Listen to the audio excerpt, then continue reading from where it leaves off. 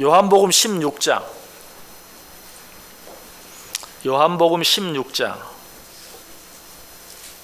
24절에서 33절까지 요한복음 16장 24절에서 33절까지 한 절씩 교독하겠습니다. 제가 먼저 24절 읽습니다. 지금까지는 너희가 내 이름으로 아무것도 구하지 아니하였으나 구하라. 그리하면 받으리니 너희 기쁨이 충만하리라.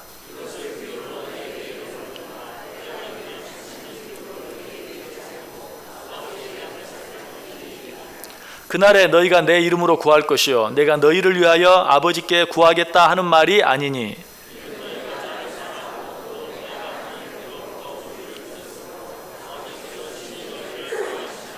내가 아버지에게서 나와 세상에 왔고 다시 세상을 떠나 아버지께로 가노라 하시니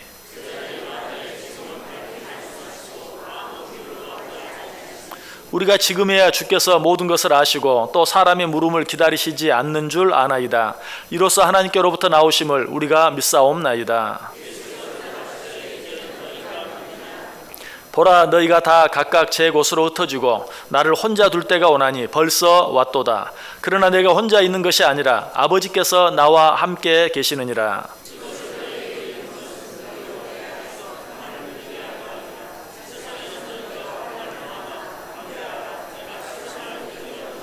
아멘. 자, 우리 옆 사람들과 인사하겠습니다. 참 잘 오셨습니다.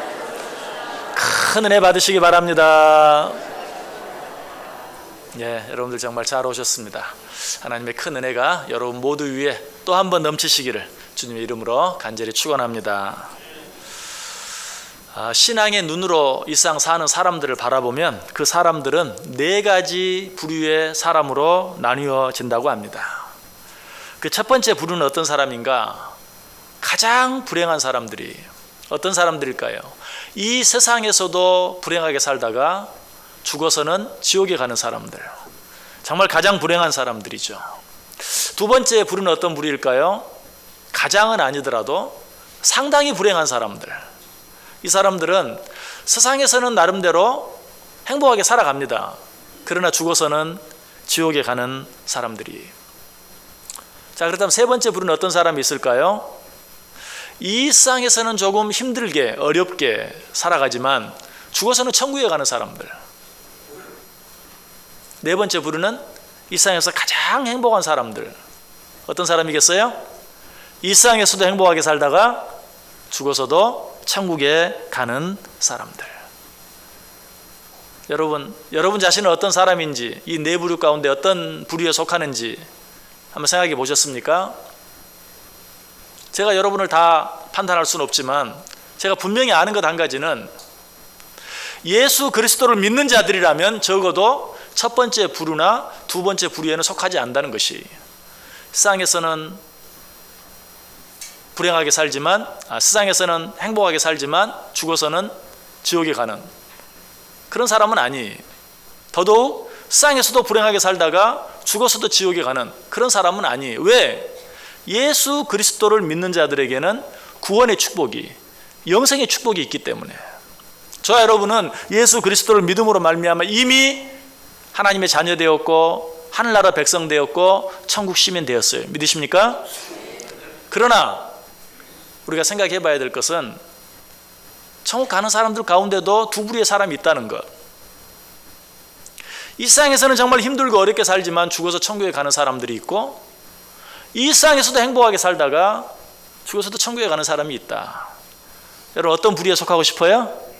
두 번째 부류. 그렇죠? 이 세상에서도 행복하게 살다가 죽어서도 천국에 가는. 여러분 이 네 번째 부류, 가장 행복한 사람들의 부류에 속하기 위해서는 어떻게 해야 할까요? 세상과의 싸움에서 이겨야 돼요. 이 세상은 악의 권세들이 장악하고 있는 세상이, 죄의 권세로 가득 차 있는 세상이, 공중의 권세 잡은 자들이 다스리고 있는 세상이, 이 세상과의 싸움에서 이기지 못하면 이 세상에서 행복하게 사는 일은 불가능해요. 이 세상과의 싸움은 곧 죄악과의 싸움을 말해요. 이 세상과의 싸움은 곧 악의 영들과의 싸움을 말해요. 악한 사단 마귀의 싸움을 말해요. 그러므로 이 세상과의 싸움에서 이길 때만 우리는 이 세상에서 행복하게 살 수 있는 것이. 그래서 예수님께서 제자들의 곁을 떠나가시면서 제자들이 안쓰러워서, 제자들이 이 세상에 살아가면서도 정말 세상을 이기며 행복하게 사는 삶을 살게 하기 위해서 어떻게 해야 하는지에 대해서 말씀해 주고 계세요. 오늘 본문이 끝나는 33절 마지막 절에 보면, 이것을 너희에게 이르는 것은 너희로 내 안에서 평안을 누리게 하려 함이라. 세상에서는 너희가 환난을 당하나 담대하라. 내가 세상을 이겼노라. 예수님이 세상을 이기신 것과 예수님의 제자들이 세상을 이기는 것, 즉 우리들의 세상을 이기는 것과 무슨 관계가 있습니까? 차라리 이렇게 말씀해 주시면 더 좋겠죠. 내가 너희들로 하여금 세상을 이기게 해주겠노라. 그런데 예수님은 그렇게 말씀하지 아니하시고 내가 세상을 이겼노라. 왜 그렇게 말씀하실까요? 예수님의 이기심이 곧 우리의 이김이기 때문에 그래요. 예수님은 혼자 세상과의 싸움에서 이기신 게 아니, 예수님께서 세상을 이기신 것은 세상과의 싸움에서 승리하는 승리의 본이 되어주신 것이, 예수님께서 죽음 가운데서 부활하신 것이 부활의 첫 열매 되어주시는 것으로 우리에게 부활의 소망을 주신 것처럼, 예수님께서 세상을 이기신 것도 예수님 혼자 세상을 이기신 게 아니고 세상을 이긴 이김의 첫 본이 되어주신 것이.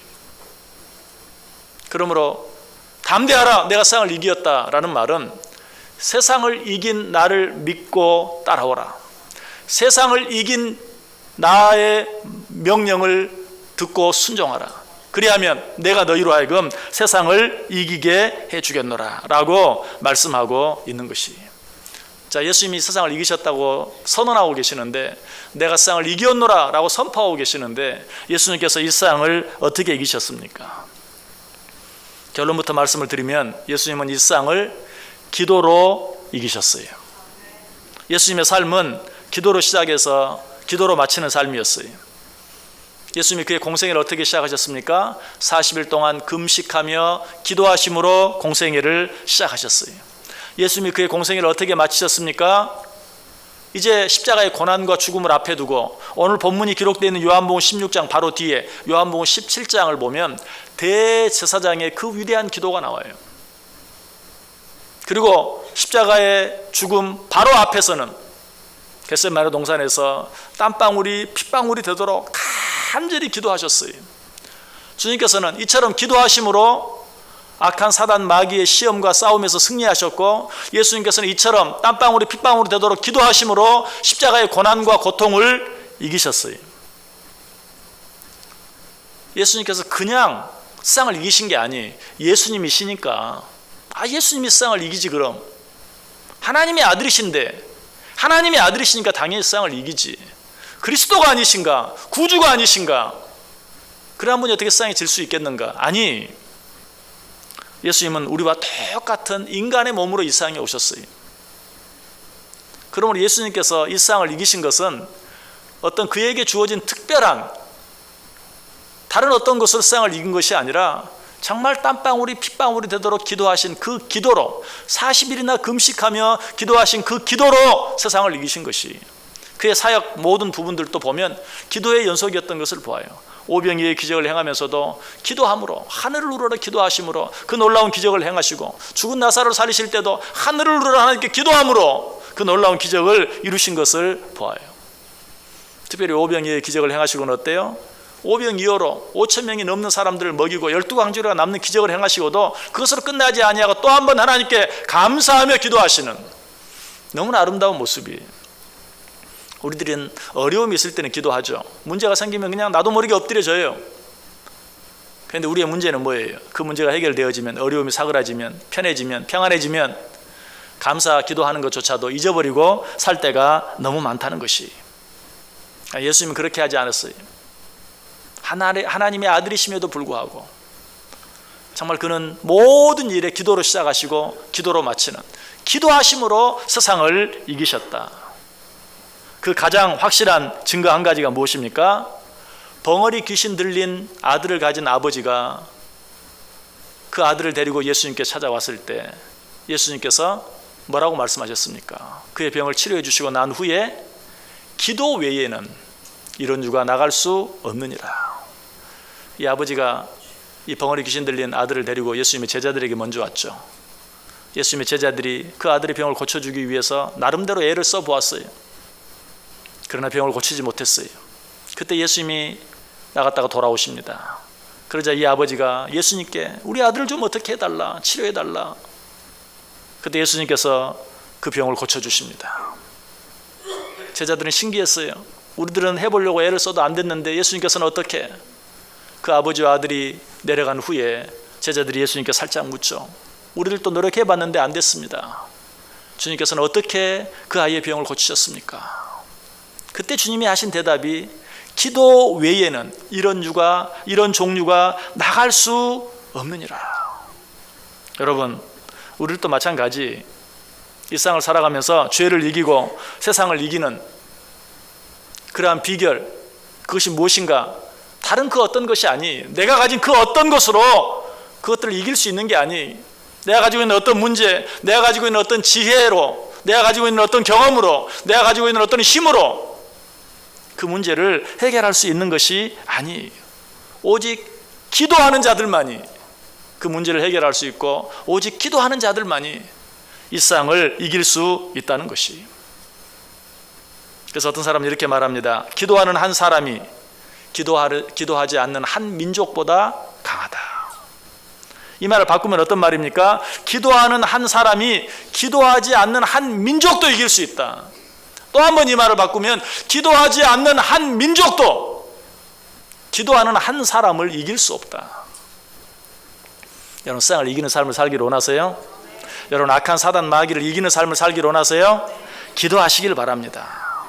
여러분, 지금 예수님께서 주시는 이 말씀은 정말 예수님의 유언이죠.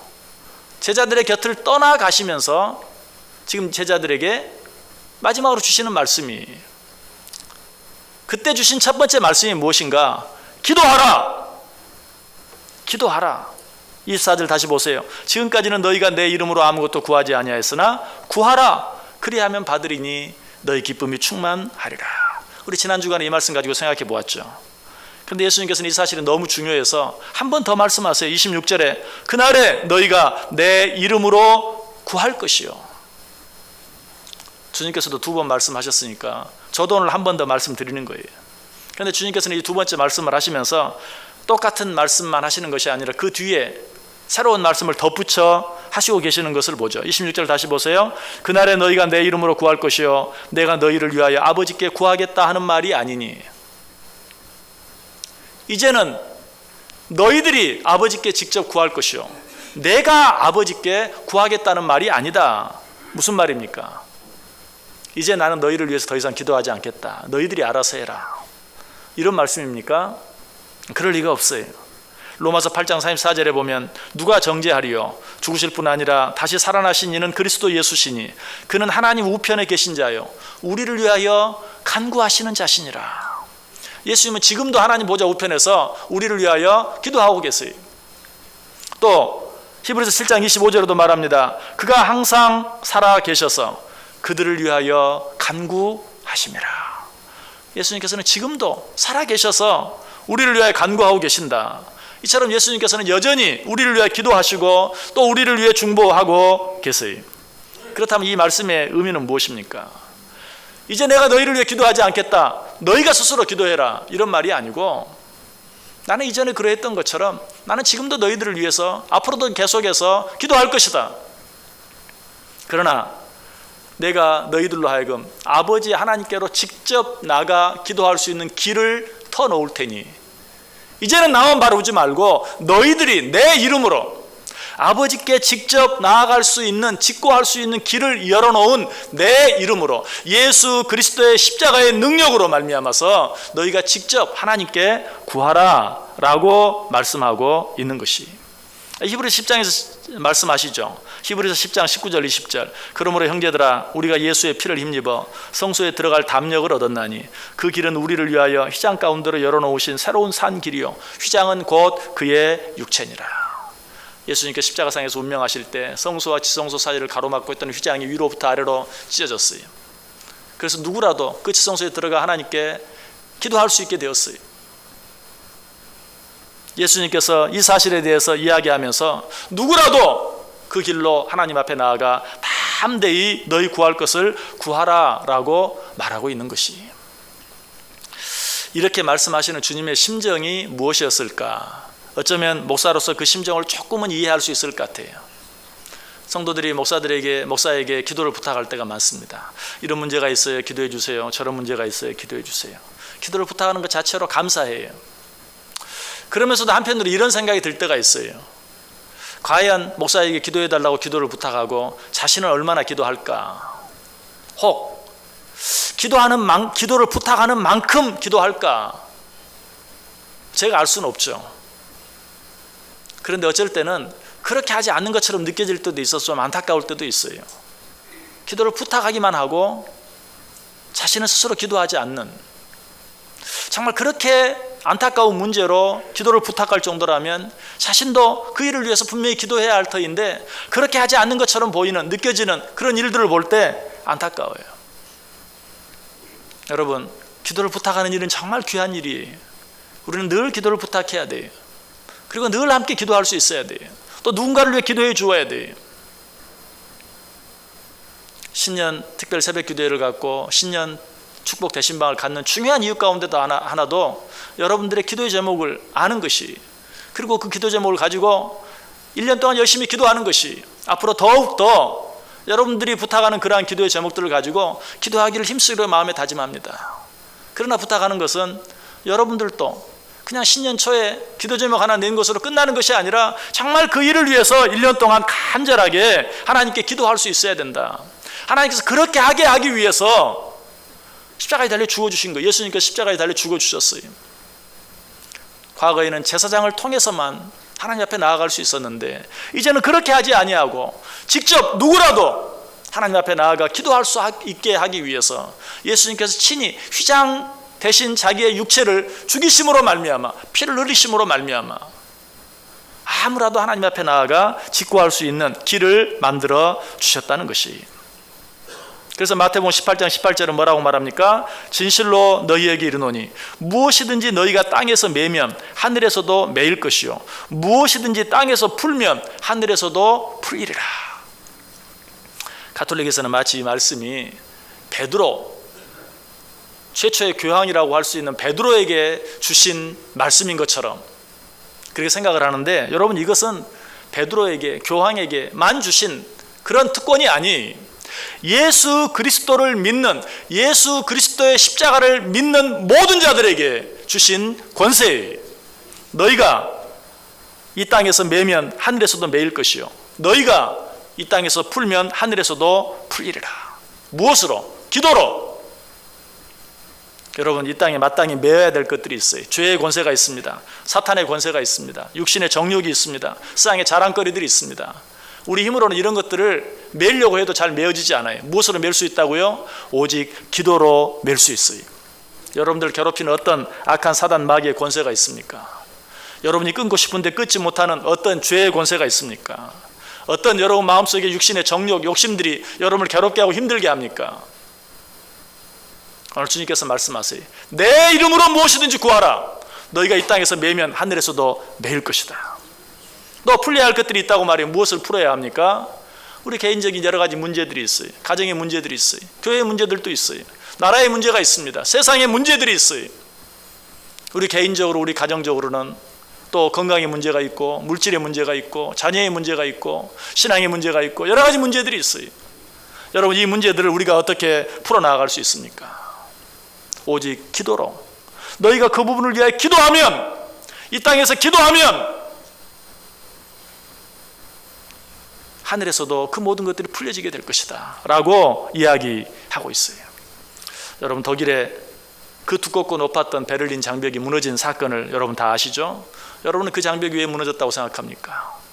역사적으로 정치적으로 이야기하면 구소련의 고르바초프가 페레스트로이카 정책을 함으로 말미암아서 결국은 구소련이 붕괴되고 그런 여러 가지 많은 영향들로 인해서 베를린 장벽이 무너졌다라고 말할 수 있어요. 그러나 우리가 분명히 아는 것 한 가지가 있어요. 베를린 장벽은 기도하는 사람들에 의해서 무너졌어요. 독일의 통일과 교회의 노력이라는 책을 쓴 권호성 씨가 있어요. 그 책 내용을 그대로 다시 한번 읽어드려 볼게요. 1983년 독일에 있는 라이프니츠 시의 니콜라이 교회에서 성도 50명이 모여서 하나님, 저 베를린 장벽이 무너지게 해 주옵소서 라고 기도하기 시작했다. 이들은 매주 월요일 저녁 6시마다 함께 모여서 기도했다. 6년 동안 이렇게 기도했는데 1989년 초에는 그 숫자가 배로 늘어서 100명 정도로 늘어났다. 그런데 같은 해 10월 2일에는 2만 명이 모였고 그 다음 주 월요일인 9일에는 7만 명이, 그로부터 2주 뒤인 10월 23일에는 36만 명이 모여 함께 기도하는 역사가 일어났다. 그리고 마지막 10월 30일에는 57만 명이 모였다. 그 일이 있은 후 얼마 되지 않아 40km에 달하던 그 거대한 콘크리트 장벽은 무너져 내리고 말았다. 그리고 그 이듬해인 1990년 합법적인 통일이 이루어지게 되었다. 여러분, 이것이 바로 기도의 힘이요 기도의 능력입니다. 성경에도 이런 사건이 나와 있죠. 이스라엘 백성들이 여리고성을 돌며 기도했을 때 난공불락의 성 여리고성이 무너져 내렸어요. 베드로가 옥에 갇혔을 때, 교회가 그를 위하여 간절히 기도할 때 옥문이 열려지고 착고가 풀려지고 베드로가 감옥에서 나오는 기적이 일어났어요. 바울과 실라가 감옥에 갇혔을 때도 그들이 친히 옥중에서 하나님께 찬송하며 기도했을 때 옥문이 열려졌어요. 착고가 풀려졌어요. 이 모든 것들이 무엇 속에서? 기도 속에서 이루어졌다는 것이. 그래서 아까 마태복음 18장 18절, 너희가 땅에서 매면 하늘에서도 매일 것이요 땅에서 풀면 하늘에서도 풀릴 것이다 라는 말씀 뒤에 19절에 뭐라고 말합니까? 진실로 다시 너희에게 이르노니 너희 중에 두 사람이 땅에서 합심하여 무엇이든지 구하면 하늘에 계신 내 아버지께서 그들을 위하여 이루게 하시리라. 여러분, 오늘 본문 24절에 기록된 말씀이 바로 그 말씀이, 지금까지는 너희가 내 이름으로 아무것도 구하지 아니하였으나 구하라 그리하면 받으리니 너희 기쁨이 충만하리라. 믿으십니까? 그런데 이 말씀을 들으면서 마음속에 궁금한 것이 있다면 무엇일까요? 정말 기도하면 우리 속에 기쁨이 충만합니까? 맞습니다. 정말 기도하면 우리의 기쁨이 충만해집니다. 그런데 문제가 한 가지 있습니다. 뭡니까? 그 기쁨이 오래 가지 못합니다. 그 기쁨이 일주일도 가지 못합니다. 저는 그렇게 말하면 어떤 생각이 드는 줄 아세요? 야, 이분은 자기가 성인인 줄 알고 있구나. 아니, 그럼 기도하고 기쁨이 생겼는데 그 기쁨이 일주일씩이나 가기를 바란단 말인가? 여러분, 혹시 한 끼 먹고 일주일 동안 배가 안 고픈 분 계십니까? 그런 분은 한 번만, 일주일에 한 번 정도만 기도해도 그 평안이, 기쁨이 일주일 유지가 될 거예요. 그러나 그렇지 않은 분들은 아침에 먹고 점심 못 먹을 것 같은데 점심 되면 어때요? 또 들어가요. 이번에 신방 다니면서, 신방 가면 여러분들 그냥 또 사랑하는 마음으로 이것저것 주시잖아요. 그냥 가는 곳마다 이렇게 조금씩 먹고 나면 아이고, 오늘 점심 먹긴 글렀다. 그런데 가면요, 또 주는 대로 다 먹어요. 또 저녁도 마찬가지. 여러분, 한 끼 먹고 일주일 동안 배가 고프지 않을 사람이 없어요. 그렇다면 그 사람이 비정상이죠. 여러분이 정말 일주일에 한 번 기도해서, 내가 한 번 기도해서 마음이 평안해지는 것을 느꼈는데 그 평안이 일주일 간다면 그게 비정상이에요. 기도해야 된다는 것 압니다. 기도하면 마음에 기쁨도 있고 평안도 있습니다. 그런데 그 기쁨이 일주일도 못 갑니다. 여러분, 그런 말은 하지 마세요. 우리가 늘 평안하기 위해서는 어떻게 하면 될까요? 우리가 늘 기쁨이 충만하기 위해서는 어떻게 하면 될까요? 쉬지 않고 기도하면 돼요. 날마다 계속 기도하면 돼요. 어떻게 그렇게 할 수 있냐고요? 그것이 불가능하다고요? 적어도 하루에 3번 정도 기도해 보세요. 다니엘도 하루 3번 기도했어요. 하루 3번 예루살렘을 향하여 창문을 열어놓고 늘 기도했어요. 우리는 마치 그것이 지금 당장 자기 앞에 떨어진 불똥 때문에 그런 것처럼 얘기하지만 성경은 그렇지 않아요. 항상 하는 것처럼 하루 3번 창문을 열어놓고 기도했다라고 말하고 있어요. 지금 다니엘에게는 목숨이 왔다 갔다 하는 큰 어려움이 있어요. 그러나 그 문제 때문에 그렇게 한 것이 아니고, 그런 문제가 있을 때 평상시 하던 것처럼 하루 3번 그렇게 기도했다. 여러분, 이것이 우리의 승리의 비결이에요. 여러분, 세상을 이기길 원하세요? 정말 죄를 이기길 원하십니까? 정말 우리의 모든 삶 속에 기쁨이 충만한 삶을 살기를 원하세요? 하루에 3번씩 기도해 보세요. 좀 부족한 사람이라도 그래도 한번 기도함으로 말미암아 내 마음이 평안해졌다면 반나절은 가요. 반나절은 가요. 또 내가 기도하면서 무엇을 다짐하고 작정했다면 적어도 반나절은 지킬 수 있어요. 문제는 뭐예요? 그거 믿고 그냥 하루 종일, 아니 일주일 내내 한 번 하고 말기 때문에 여지없이 세상에 또 지고 패배하고 기쁨 잃어버리고 패잔병처럼 살아가는 거예요. 하루 3번씩 기도해 보세요. 하루 3번 기도하라고 말씀드리면 꼭 생각나는 게 있죠. 여러분 뭐가 생각납니까? 식사기도 생각나죠. 적어도 그리스도인이라면, 예수 믿는 사람이라면 하루 3번 밥 먹으면서 기도는 해요. 여러분 그것도 안 하시는 분 계십니까? 그러면 회개하셔야죠. 하루 3번 식사기도 하는 것 그냥 눈 한번 감았다 뜨는 것으로 끝내지 마시고, 고개 한번 숙였다 드는 것으로 끝내지 마시고, 길게 하라는 말 아니, 하나님 귀한 음식 주셔서 감사합니다. 이 음식 먹고 오늘 오전 생활도 주님 나와 함께 해주시고 내가 주님과 함께하는 삶 살게 해주세요. 진심으로 이 오전 시간 하나님이 나와 함께 해주시길 바라는 마음으로 점심 식사할 때는 또 하나님 이 오후 내게 주신 이 오후 생활, 내가 정말 하나님 잊지 않고 하나님과 기억하고 하나님과 동행하며 이 오후 시간 살게 해주세요. 저녁 식사를 할 때는 하나님 오늘 하루 일과 마치게 해주셔서 감사합니다. 이 밥 먹고 오늘 저녁 또 편히 잘 쉴 수 있게 해주시고 꿈속에서라도 하나님과 만나 교제하는 은혜가 있게 해주세요 라고 기도해 보세요. 정말 그렇게 하나님을 생각하는 마음으로, 하나님을 사랑하는 마음으로, 하나님과 대화하는 마음으로 하루 3번 여러분이 식사기도만 제대로 할 수 있다 해도 오늘 이 말씀 기도하라 너희 기쁨이 충만하리라, 너희가 내 이름으로 구하라 그리하면 내가 그것을 시행하리니 너희 기쁨이 충만하리라 라는 말씀의 의미가 무엇인지 그렇군요 좀 느끼게 될 거예요. 그렇게 하지 않고 기도할 때는 좋긴 좋아요, 그런데 일주일도 못 가요. 가끔 말씀 들으면서도 그러는 분이 있어요. 말씀 들으면 참 좋고 은혜를 받는데요, 일주일도 못 가. 일주일만 지나면 다 잊어버려요. 일주일 지나면 다 잊어버리는 게 당연한 거죠. 천재가 아니라면. 일주일 동안 어때요? 그 말씀을 다시 되씹고 묵상하고 또 그 말씀 붙잡고 기도하고 하는 삶을 살아야 그 말씀이 우리의 정말 힘이 되고 양분이 되는 것이죠. 여러분 하나님께서 우리에게 세상을 이길 수 있는 기도의 무기를 주셨어요. 그 기도의 무기를 매일매일 사용하세요. 적어도 하루에 3번씩 사용해 보세요. 그렇게 해도 안 된다고 생각하는 분 계십니까? 그렇게 해봤는데 안 되던데요. 얼마나 그렇게 하셨습니까? 또 그렇게 했는데도 안 된다고 생각하시는 분들은 내가 목사님 연초에 그렇게 말씀하시길래 진짜 하루 3번 식사기도 할 때마다 정말 하나님 생각하는 마음으로, 간절한 마음으로 짧지만 기도했습니다. 그런데 그렇게 되지 않았습니다. 그렇게 되지 않아서 얼마쯤 하다가 포기하셨습니까? 이 신앙생활이라는 게 참 재미있는 게 있어요. 내가 한 가지를 하면 한 가지를 얻고 두 가지를 하면 두 가지를 얻고 그러면 참 좋을 텐데 그렇지 않아요.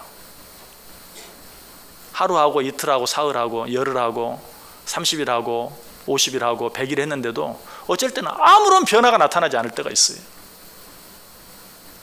그런데 그것이 우리뿐만이 아니고 성경에 나타난 모든 일들이 그래요. 자, 아까 여리고성 이야기했죠. 여리고성을 돌아라. 한 바퀴 도니까 이쪽 귀퉁이가 허물어지고 두 바퀴 도니까 저쪽 귀퉁이가 허물어지고 하면 얼마나 좋겠어요. 그럼 신이 나서 7바퀴 돌죠. 근데 한 바퀴, 두 바퀴, 세 바퀴, 네 바퀴, 5바퀴, 6바퀴를 도는데도 아무런 변화가 없어요. 안 되네요. 거기서 포기하면 어때요? 정말 아무것도 안 되는 거예요. 그러나 마지막 7바퀴를 돌았을 때 와르르 무너져 내렸어요. 아까 독일 이야기했죠. 베를린 장벽. 처음에 모였어요. 6년 동안, 처음에는 50명이 모였는데 6년 동안 모였는데도 고작 100명 됐어요. 50명에서 100명.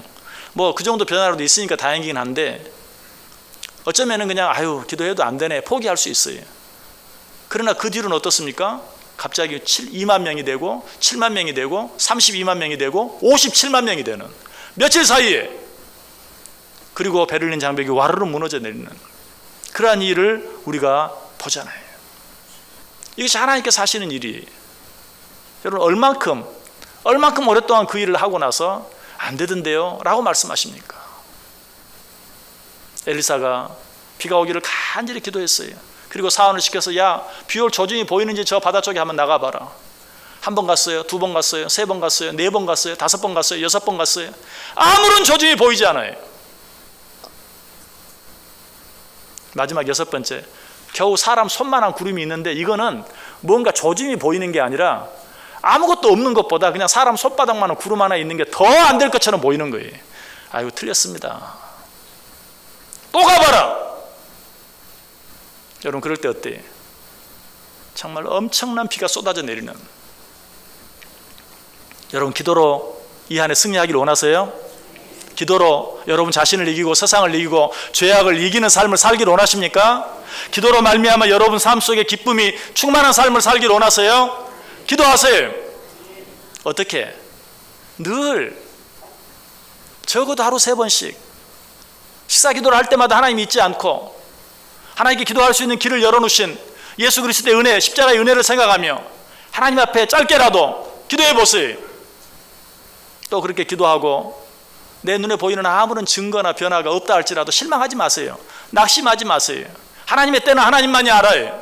때가 되면 이루실 것이, 그 하나님의 약속을, 그 하나님의 섭리를 믿고 지치지 아니하고 포기하지 아니하고 끝까지 계속해서 기도해 보세요. 하나님의 세상을 이길 수 있는 비결로 주신 가장 놀라운 무기예요. 이 무기를 사용함으로 말미암아 세상을 이기시고 세상을 이김으로 말미암아 이 세상 가운데 살면서도 기쁨이 충만한 삶을 살아가고, 그리고 하나님 부르실 때는 할렐루야 찬송하며 주님 곁에 나아가는 정말 가장 복되고 가장 행복한 인생들 되시기를 주님의 이름으로 간절히 축원합니다.